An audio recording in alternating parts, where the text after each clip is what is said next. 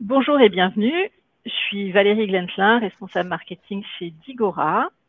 On est ravis de vous recevoir dans ce webinaire qui est consacré à la sécurisation de vos environnements dans le cloud et on-premise. Alors juste avant de démarrer, quelques petites informations sur la manière dont le webinaire va se dérouler. La présentation va durer environ 45 à 50 minutes et elle sera suivie d'un temps de questions-réponses. N'hésitez pas pendant le webinaire à mettre vos questions dans le chat. On y répondra à la fin, mais vous pouvez bien sûr le faire au fur et à mesure. De mon côté, je vous poserai aussi quelques questions dans l'onglet sondage, donc n'hésitez pas à y jeter un coup d'œil et puis à y répondre au fur et à mesure. Et autre information, le replay du webinaire vous sera envoyé par mail dans la journée et vous y trouverez toutes les informations de contact si vous souhaitez poursuivre la conversation et si vous avez d'autres questions. Voilà, je vais maintenant laisser Alexandre et Aurélien se présenter. Oui, donc bonjour, bonjour à tous. Alexandre Dussolier, donc moi chez Digora, je suis Solution Architect. Je fais partie de l'équipe avant-vente. J'ai une expérience Oracle depuis de nombreuses années et donc j'aide les commerciaux dans toute la partie Oracle et définition de solutions autour d'Oracle. Bonjour, Aurélien Kiner. Donc moi je m'occupe de la BU Cloud chez Digora depuis maintenant un peu plus de 2 ans et demi. Et donc justement je suis en charge d'accompagner nos différents commerciaux et je suis en charge également du partenariat avec Oracle autour d'OCI. Et donc nous travaillons en étroite collaboration avec Alexandre. Donc, je vais démarrer le webinaire. On va faire juste un point sur l'agenda. Donc, on va rappeler un petit peu les tendances du marché aujourd'hui et l'importance de la sécurité. On verra aussi comment Oracle envisage la sécurité de vos bases de données et aussi quels sont les outils qui vont mettre à disposition pour sécuriser ces bases de données à travers trois points importants, donc sur l'évaluation, sur la détection et sur la prévention. Donc, si on revient sur les tendances et sur l'importance de la sécurité, vous êtes tous, je dirais, aujourd'hui sensibilisés par rapport à la sécurité de vos environnements ou de vos infrastructures parce qu'on on le voit, je dirais, dans les journaux ou dans la presse informatique et même dans les journaux parlés, les nombreuses attaques des entreprises. Et on voit aujourd'hui que c'est plus simplement une problématique de pays étrangers ou de pays en voie de développement. On voit qu'il y a de plus en plus d'attaques en France et donc il est de plus en plus important de sécuriser vos environnements. Un autre aspect aussi, c'est que bon, il est important de sécuriser les environnements, mais c'est aussi une obligation à travers un certain nombre de normes. Par exemple, si on prend la RGPD en Europe, elle impose, je dirais, un certain nombre de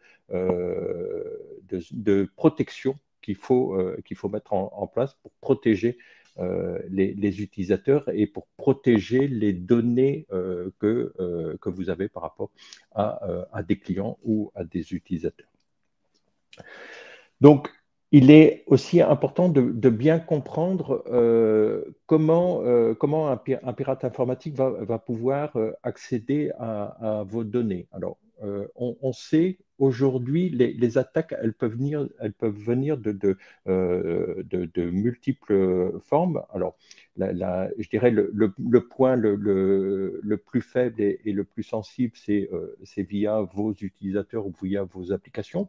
Mais elle peut aussi survenir à d'autres points. On peut avoir des attaques au niveau du réseau. On peut récupérer par différents moyens des identifiants d'administrateurs, alors qu'ils soient d'administrateurs système ou d'administrateurs base de données, et à travers ça, accéder aux différents environnements. Et aussi, tout ce que vous allez, je dirais, transmettre à des équipes de développement ou à des partenaires ou à des services tiers en faisant des clones de vos bases de données. On peut aussi avoir des attaques à ce niveau-là. Donc, comme les attaques, elles sont multiples et elles peuvent prendre différentes formes, il est important d'avoir différents types de protection et c'est ce qu'on verra dans le webinaire. Donc, comment Oracle envisage la sécurité? Donc, on sait, vous le savez surtout, c'est aujourd'hui vos données, c'est l'élément, je dirais, le plus important et le plus précieux que vous avez dans votre entreprise. Et le point le plus faible, ce sont vos utilisateurs. Vos utilisateurs à travers les droits qu'on va leur donner. Alors, quand je dis utilisateurs, ça peut très bien être des DBA ou des utilisateurs d'applications. Et en fonction des accès et des droits qu'ils ont, ça peut être un point faible pour la sécurité de vos environnements. Et donc, à travers ça, il est important de pouvoir évaluer parce qu'aujourd'hui, il faut savoir, j'ai une base de données, mais quel est mon niveau de sécurité par rapport à cette base de données et qu'est-ce que je dois faire pour pouvoir la sécuriser un peu plus ou vérifier les droits que j'ai donnés à certains utilisateurs. Donc ça, c'est pour donner une photo à un instant T. Et après, une fois qu'on a fait ça, c'est quelle solution je vais mettre en œuvre pour corriger ça. Et donc, on va avoir des outils qui vont permettre de détecter des tentatives d'accès ou des tentatives de vol de données. Donc ça, c'est important aussi. Mais ce qui est encore plus important, c'est la prévention qu'on va mettre pour protéger nos données. Donc, si on prend un niveau, je dirais, le minimum déjà qu'il faudrait faire pour sécuriser vos environnements, c'est déjà, je dirais, encrypter tous les trafics qui vont se passer entre l'applicatif ou l'utilisateur et vos bases de données, parce que si tout passe en clair, je dirais, si vous avez une attaque au niveau du réseau, on peut récupérer des informations. Ce qui est important aussi, c'est avoir une politique de password, parce que les passwords par défaut qui ne sont jamais changés, après un utilisateur qui s'en va de la société, s'il avait un password trop faible ou qu'il n'est pas changé, il peut être récupéré par un pirate et attaquer vos bases de données. Et je dirais, pour un peu suivre vos utilisateurs et gérer facilement les départs ou les changements de fonction qui induiraient des changements de droit, c'est avoir une gestion centralisée de ces utilisateurs-là. Donc, déjà, pour vérifier ces points-là, Oracle va mettre à disposition deux outils. Alors, on le verra par la suite, il y a un outil qui est vraiment on-premise, qui est DBSAT, donc qui va permettre de faire l'évaluation du niveau de sécurité de vos bases de données, et puis un outil qui est disponible dans le cloud, qui est DataSafe. Donc, DBSat et DataSafe sont, je dirais, ce sont à peu près les mêmes outils. Ils vont remplir les mêmes fonctions. On verra juste après les plus de DataSafe par rapport à DBSat. Donc, ces outils-là vont vous aider à évaluer votre niveau de sécurité. Donc, c'est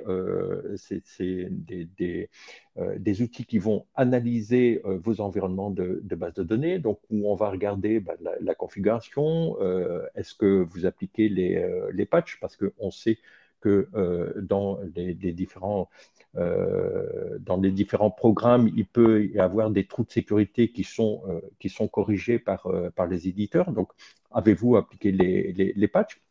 Ça va permettre aussi d'identifier les utilisateurs et les privilèges que vous leur avez donnés, de telle manière à ce que vous puissiez, à travers ça, vérifier que tel ou tel utilisateur a bien les droits qui lui sont nécessaires et suffisants pour effectuer ces tâches.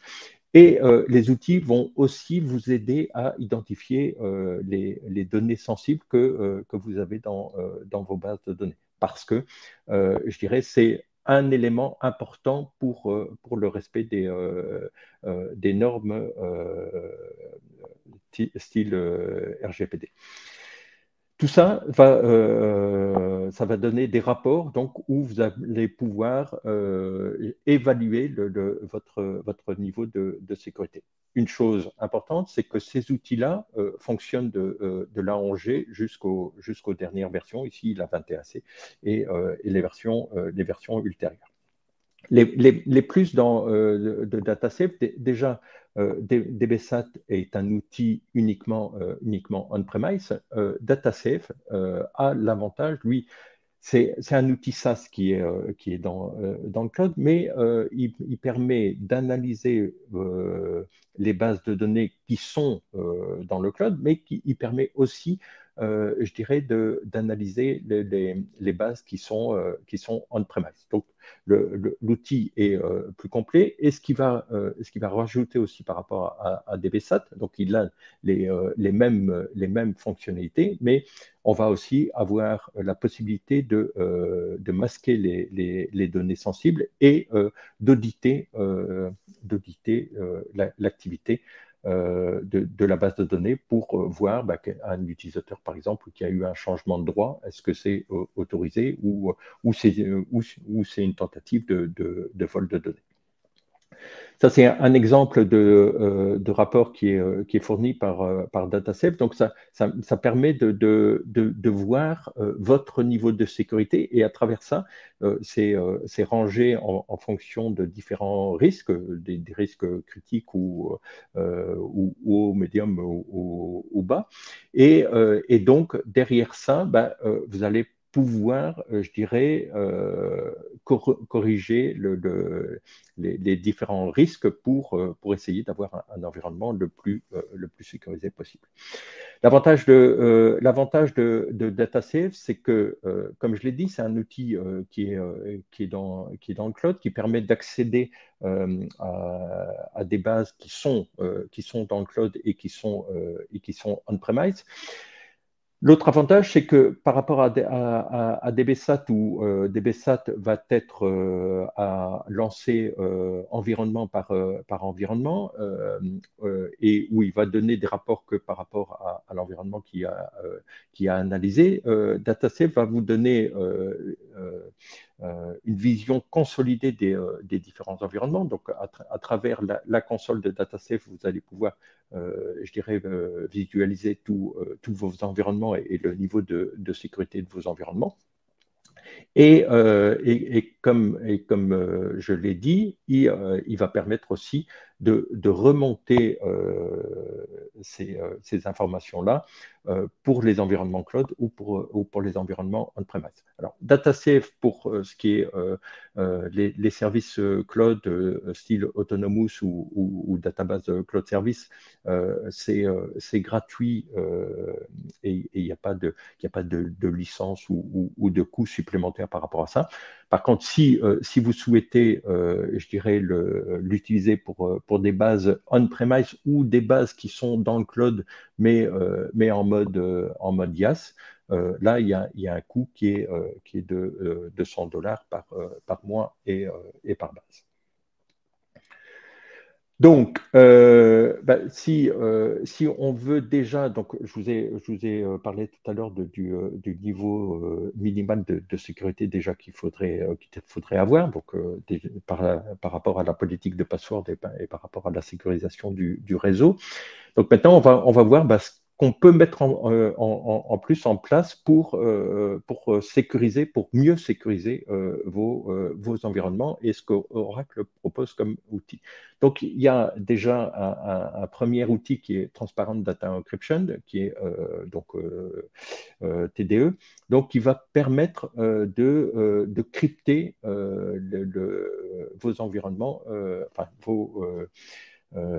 votre base de données, enfin les table space. Alors on peut crypter l'ensemble de la base ou un table space et donc ça va permettre de crypter et c'est fait comme le nom l'indique, c'est fait de manière transparente, donc il n'y a pas de modification de vos applications à faire pour pouvoir mettre en œuvre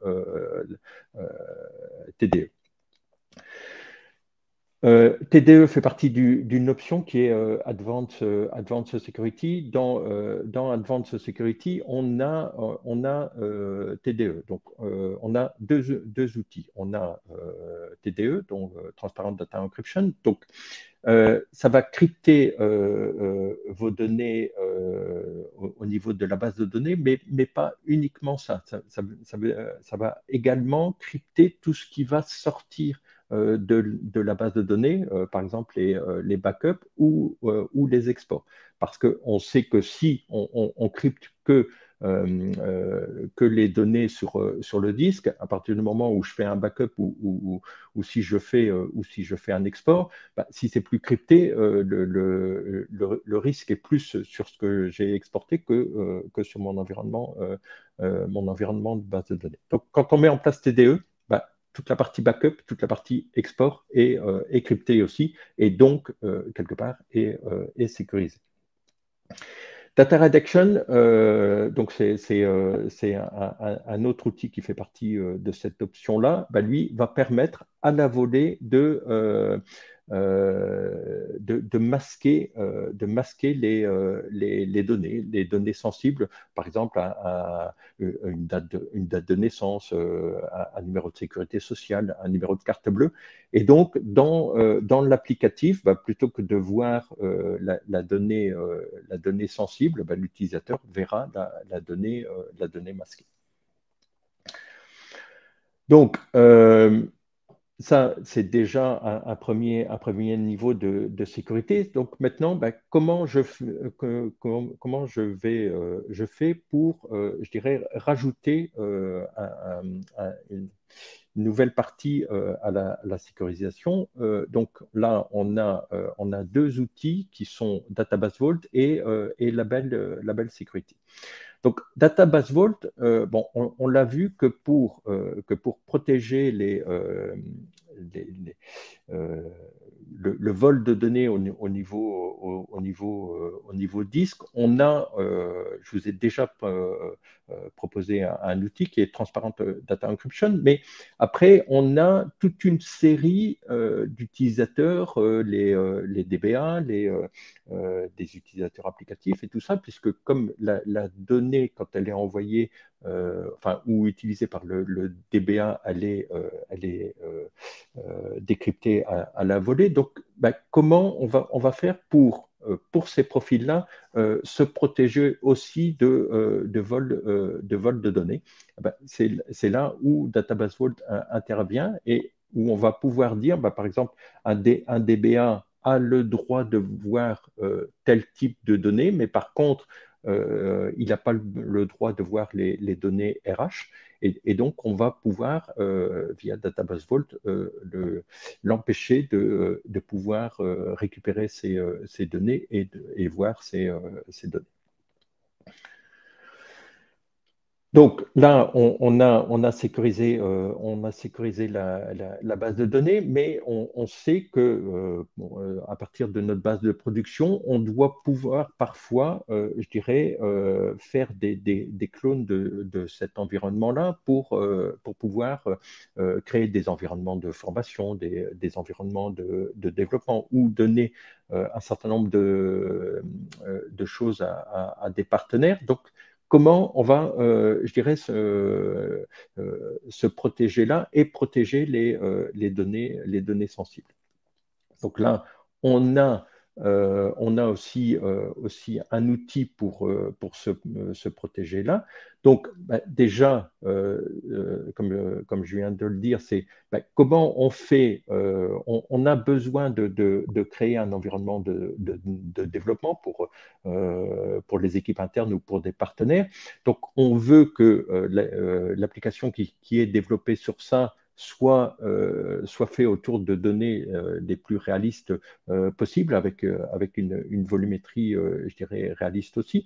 Donc ça, ben, comment on va faire en se protégeant des données, enfin, en ne donnant pas les données sensibles. Donc là, ben, l'outil que propose Oracle pour faire ça, c'est data masking et subsetting.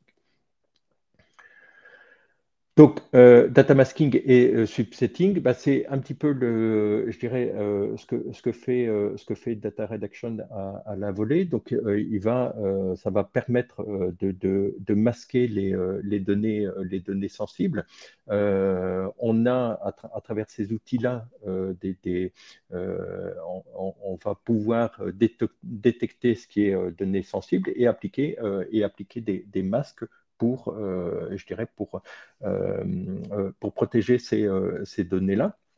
Et ça se fait aussi dans une cohérence. Par exemple, si je change un numéro de sécurité sociale et qu'on a à différents endroits, dans différentes tables, le même sécurité sociale, bah, le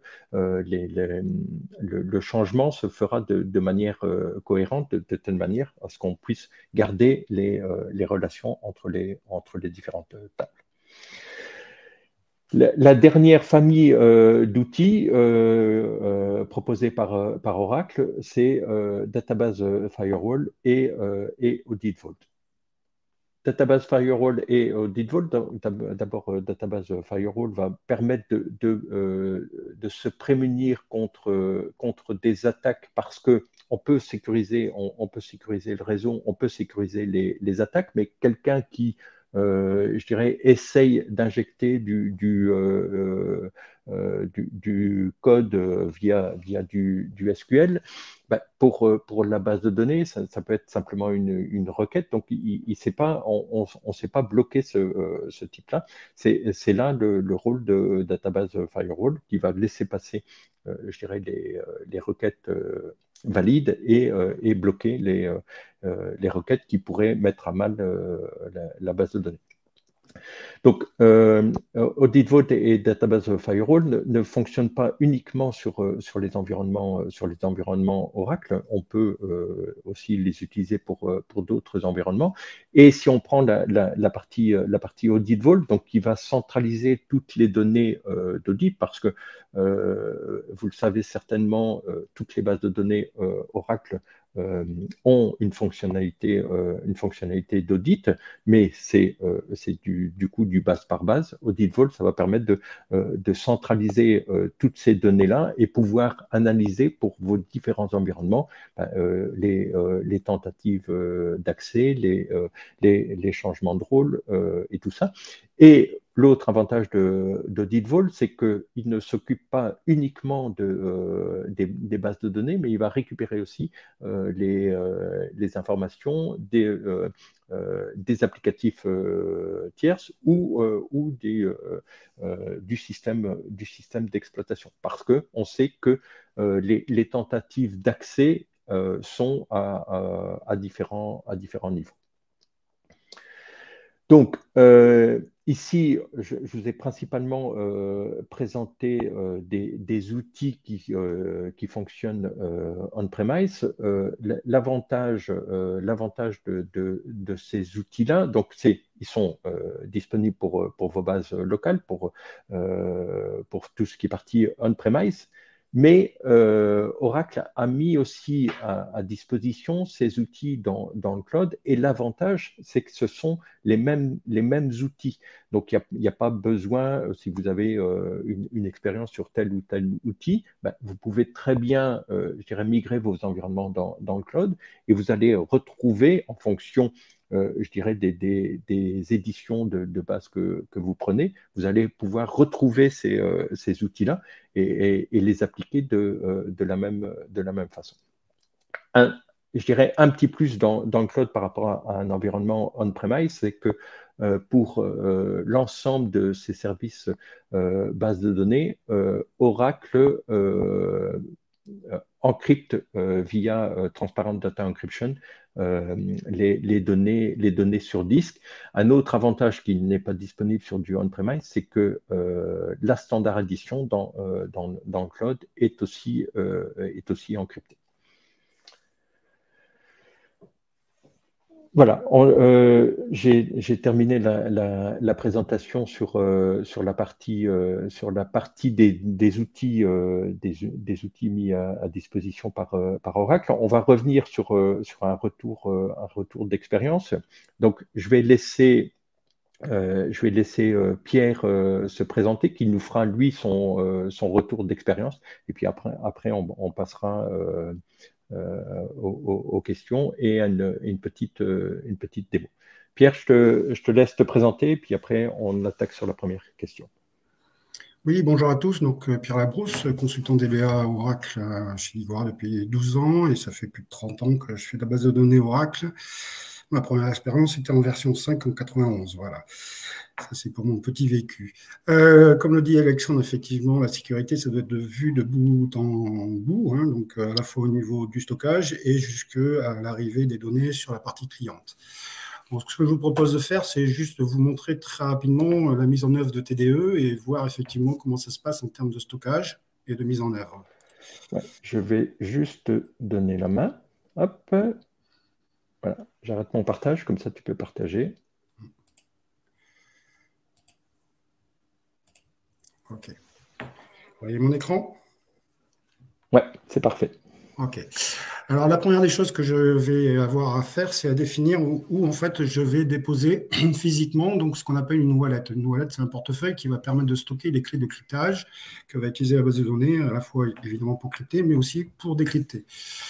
Cette partie-là, elle est à définir dans un fichier qu'on connaît tous, hein, en principe, et dans la partie Network Admin. Et on a ici un fichier qui s'appelle SQLnet pour moi. Et là, je vais définir donc où va se stocker donc, ce qu'on appelle les wallets ou la wallet donc, que je vais utiliser pour ma base. Et je peux évidemment avoir différentes wallets pour les différentes bases de données. Actuellement, je l'ai déjà généré la wallet. Donc, je suis dans le répertoire. Je me retrouve ici avec en fait, deux fichiers et un fichier de backup. Un fichier qui contient donc, la wallet et le fichier qui est crypté en version P12. Pour mettre ça en œuvre, en fait, il faut, au niveau de la base de données, créer la wallet,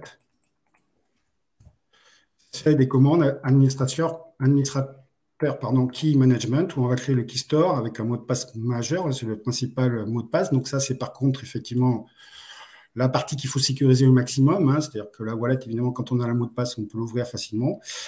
Et deuxième particularité de cette wallet, c'est que je l'ai créée en ce qu'on appelle en autologging. En autologging, ça veut dire que dès que je vais faire un startup de ma base de données, ma wallet va s'ouvrir et mes clés de cryptage et de cryptage vont être accessibles sans avoir effectivement à refournir le mot de passe après le startup de la base. Si on veut vraiment sécuriser cette partie-là, on peut très bien la mettre, non pas en autologging, mais ça oblige évidemment qu'un utilisateur type sécurité, évidemment, tape le mot de passe après le démarrage de la base pour qu'on puisse accéder à cette wallet et qu'on trouve donc les clés de cryptage à l'intérieur. Une fois que j'ai défini ça, je vais donc créer des tablespaces Alors, le cryptage, effectivement, Alexandre l'a dit, hein, ça peut se faire globalement au niveau de tablespace, mais ça peut se faire aussi au niveau colonne. Il est quand même plus efficace de le faire au niveau tablespace et c'est surtout beaucoup plus facile. Hein. Donc là, j'ai créé ici 2 tablespaces, un de manière classique et un deuxième qui s'appelle TBS-ENC, où là, je demande une encryptation donc de type AES 256. On a différents types de niveaux de cryptage, hein, AES, DES, 128, 256. Petite particularité, pensez qu'effectivement, crypter, c'est quand même assez consommateur en termes de CPU. Et il y a pas mal de fournisseurs maintenant de processeurs, hein, que ce soit chez Intel ou chez AMD ou même chez IBM, qui fournissent des coprocesseurs qui embarquent donc des puces de cryptage et de décryptage, qui soulagent évidemment la partie consommation CPU. Une fois que j'ai créé mes tablespaces, j'ai créé donc évidemment des tables à l'intérieur. Donc là, c'est classique, hein, rien de particulier. Donc j'ai créé 2 tables avec des colonnes varchar 2 et des colonnes de type number que j'ai positionnées dans mes 2 tablespaces. Ensuite, j'ai inséré des données à l'intérieur de ces tables-là. Donc j'ai inséré une ligne Kylian Mbappé dans la table qui n'est pas cryptée et une ligne qui s'appelle le Bruce-Pierre qui est dans la table qui est donc dans le tablespace crypté. Si je me connecte évidemment à la base de données, je fais un select sur ces 2 tables.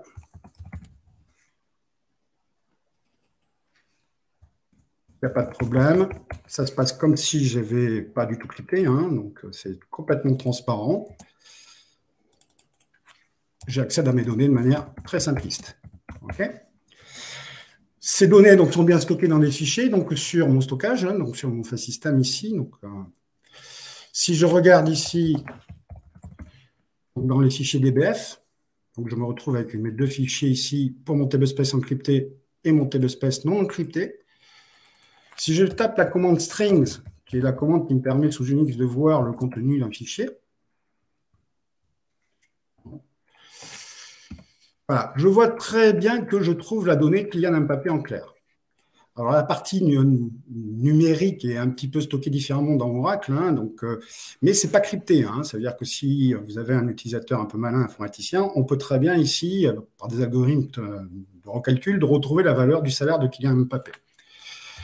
Si je fais la même chose donc, sur le fichier lié à mon tablespace crypté, je vais faire un pipe mort parce que ça va cracher beaucoup. Là, cette fois-ci, je ne retrouve plus du tout ma donnée. Vous voyez, tout est crypté et c'est complètement illisible. Donc, côté stockage, je me suis bien protégé. Et si jamais, effectivement, il y a une personne qui a la capacité de se connecter directement sur mon serveur de base de données, il est en capacité de pouvoir voir, effectivement, avec des commandes OS, de voir le contenu de mon fichier. Maintenant, si je fais la même chose et que je me connecte cette fois-ci non pas en local, mais par une connexion au réseau. C'est embêtant, ça.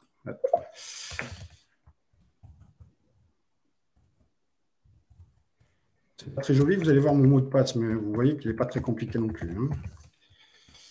OK, donc là, je suis connecté par une chaîne de connexion, donc je vais refaire mes 2 requêtes. Et ce que j'ai fait dans mon petit fichier SQLnet.ra, j'ai demandé ici à tracer les trames réseau. Je vais avoir donc un fichier trace qui va être généré sous /tmp. Je vais refaire mes 2 requêtes. Donc, comme tout à l'heure, évidemment, hein, je retrouve mes données en clair de manière complètement transparente. OK, je vais sortir de ma session. Et je vais donc aller sous /tmp.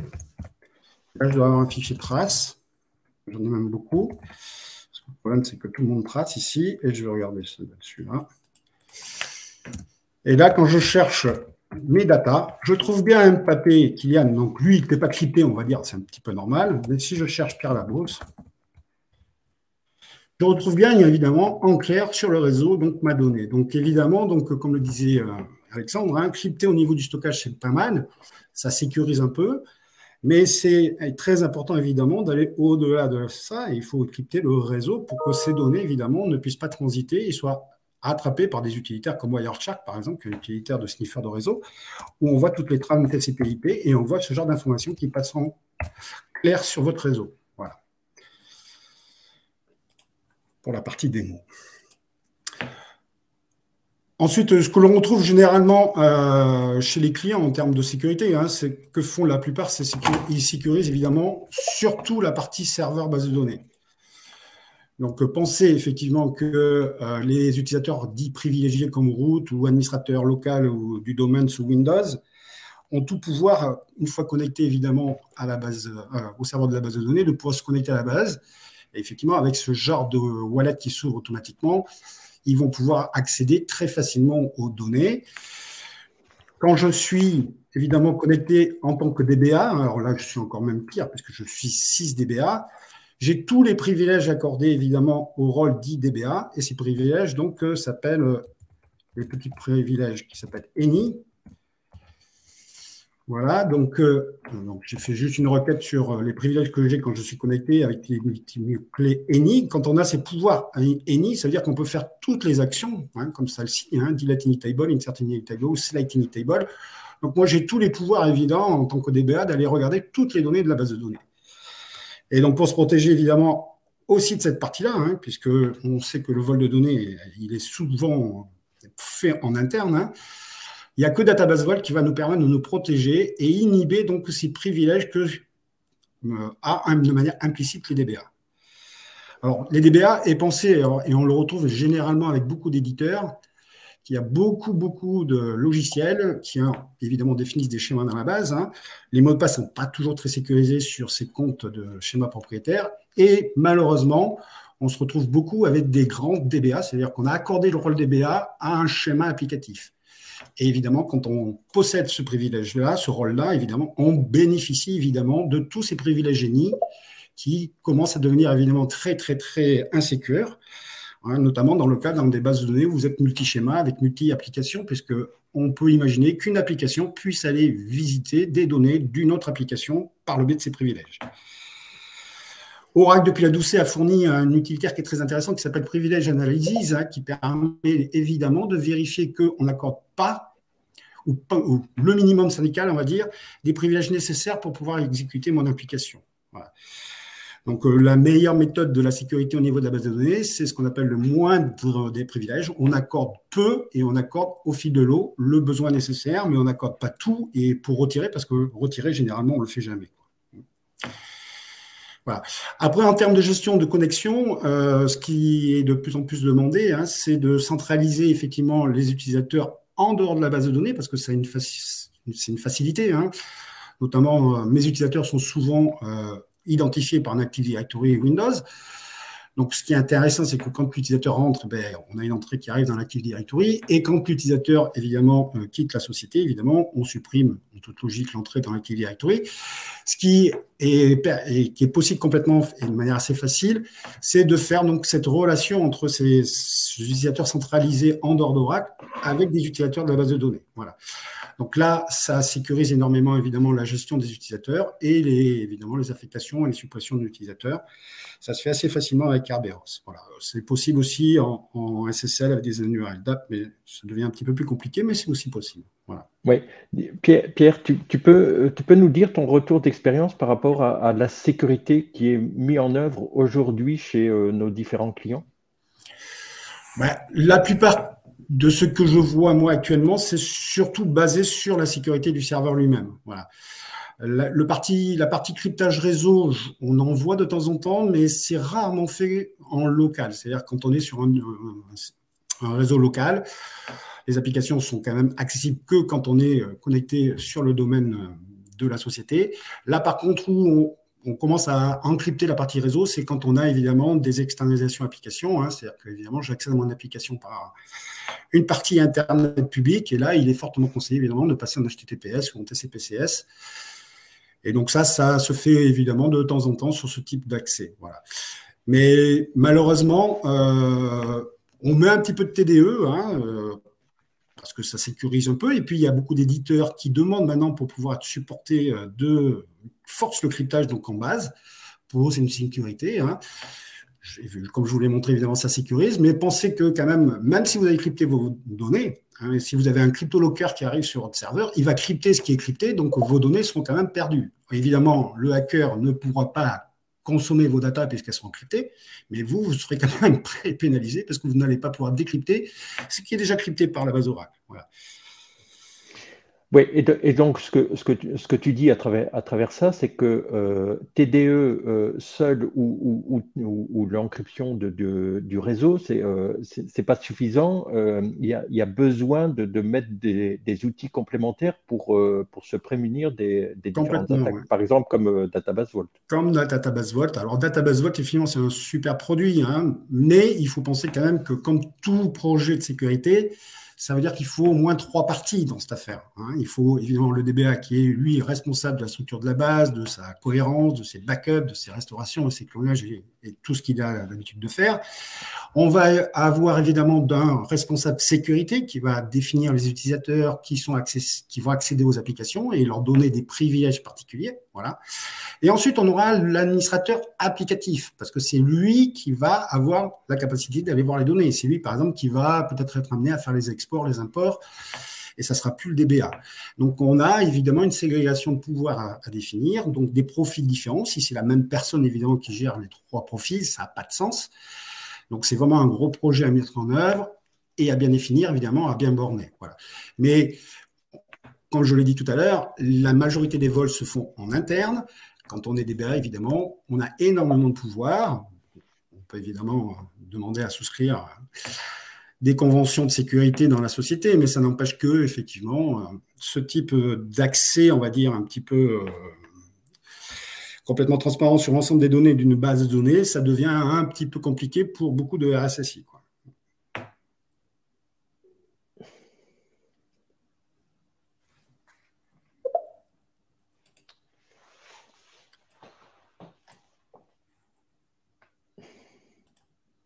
Ouais, je vais juste reprendre la main. Je vais repartager mon écran.